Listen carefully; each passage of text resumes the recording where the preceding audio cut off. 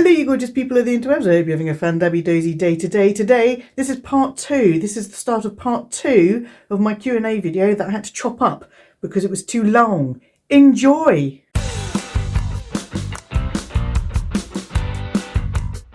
EA1420 asks, if I was starting my luxury collection over again, what is the first SLG and bag you would buy? And then what is the one brand you feel is most underrated? This could be a whole video in itself if I was starting from scratch, because you learn things along the way. I am going to reserve that question, if I may, EA1420, and then expand on it in another video because there's a lot to cover off there. What is the one brand I feel is most underrated?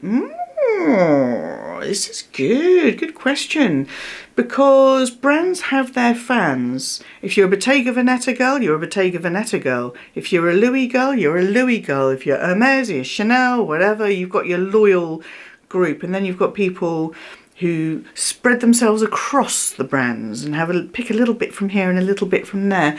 One brand that I always thought was massively underrated was Alexander McQueen, especially for the leather goods. I've got 4 McQueen bags.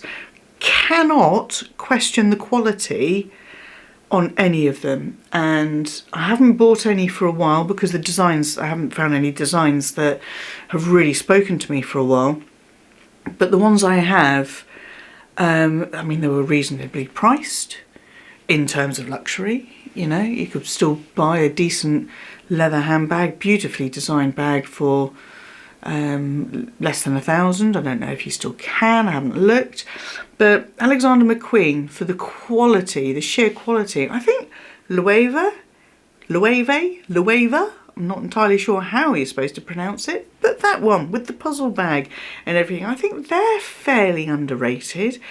They do some crazy things with Paula's Ibiza every year, and then you've got your crazy balloon shoes that Cassie Thorpe tried on in a recent video, the shoes with the big flowers on, and they do some really crazy brilliant designs, and I just don't feel like they get the recognition for the design flair as well as the actual quality of their bags. Like the puzzle bag, my mini puzzle, chef's kiss. The flamenco, still want a flamenco. The colour that I ordered was wrong. I'll have that linked down below as well. I shared it in a live.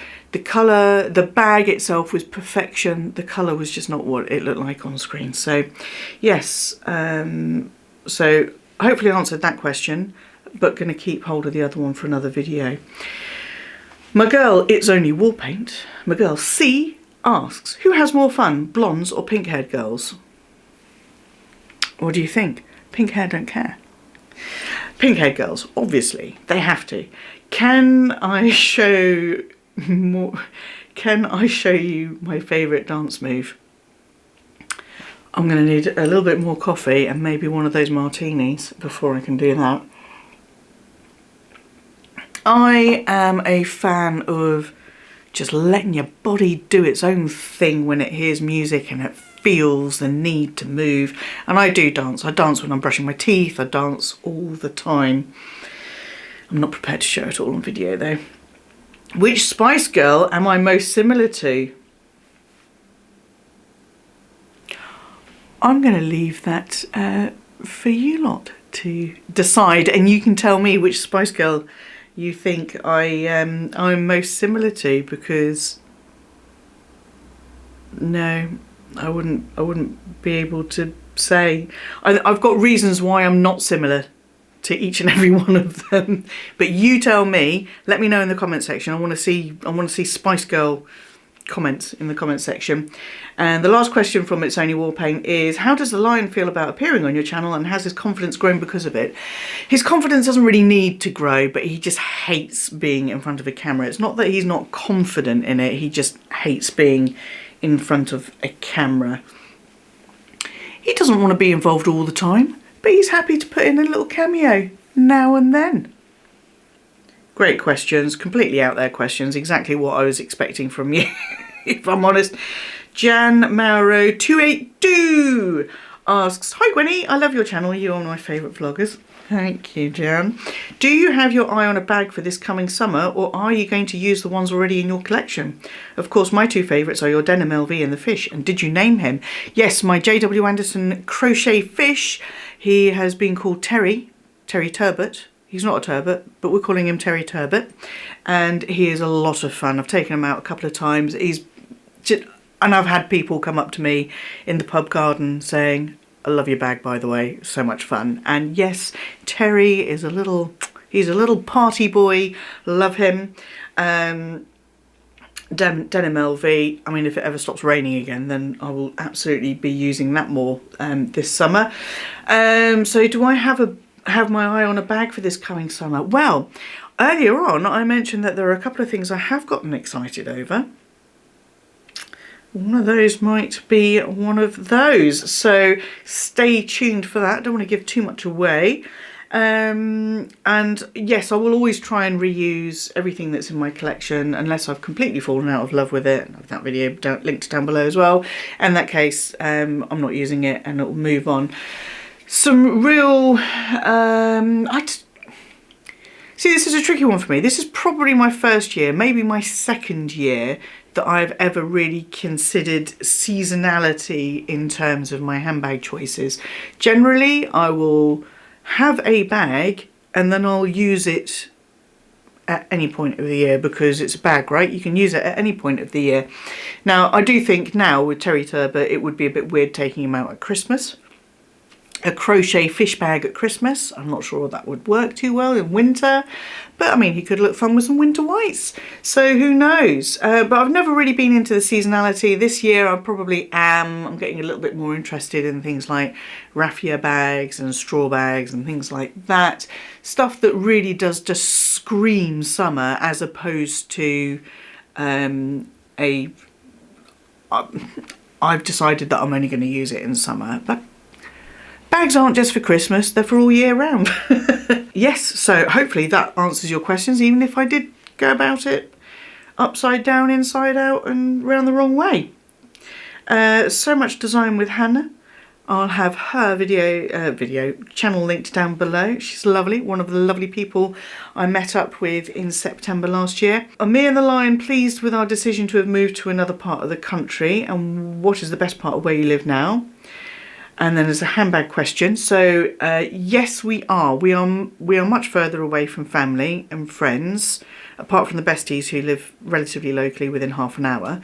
That's not why we're happy with the move, because we do miss seeing friends and family as frequently.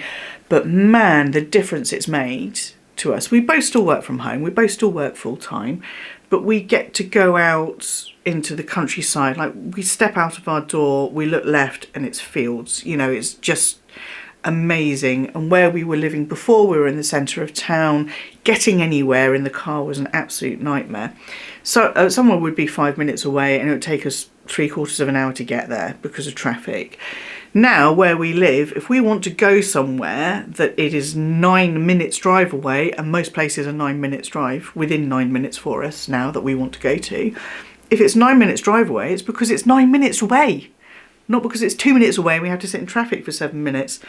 So yes, I feel like we've had room to breathe and relax. Obviously, we've been busy with the house and with work and everything, but it does, just the environment just feels slower, calmer, lovelier. So yes. And what is the best part of where we live now? Probably the fact that that it is so open, and when we drive somewhere that's 9 minutes away, and it is actually 9 minutes away, we're driving through fields and stuff. We're on a road, but the road goes through the fields, you know. So we just got this big open space, we've got a big sky, there's no huge buildings getting in the way of the view and all of that kind of stuff. It is absolutely fabulous, so no regrets there. Hannah also asks, and handbag related, what is your ultimate dream luxury handbag if there were no limitations? If there were no limitations, I mean, I could go completely nuts and say I want a Himalayan croc Birkin encrusted in diamonds so you can't even see the croc, you know. I think I'm probably a little bit more probably a little bit more realistic, but then a lot of the bags that I like are kind of limited by my ability to be able to afford to buy them in the first instance. There are kind of, I don't really know. I don't know how to answer this one, because I do quite like that Chanel Pearl bag, which is just crazy nuts expensive. I don't have any Chanel bags, but that one kind of speaks to me a little bit. I think it's fun. I would love to have more crystal bags. I would love some Fendi sequins, maybe a sequin peekaboo. That would be nice. So yeah, I mean, there are a lot of bags out there that are outside of my thing, my capability of adding, but an ultimate dream luxury handbag. I might have to ruminate on that one a little bit, Hannah. Kimberly Fairchild 58 asks, hi Gwenny, what sites besides luxury shops are you looking forward to seeing in New York City? And are there any luxury items you are particularly looking for on your trip?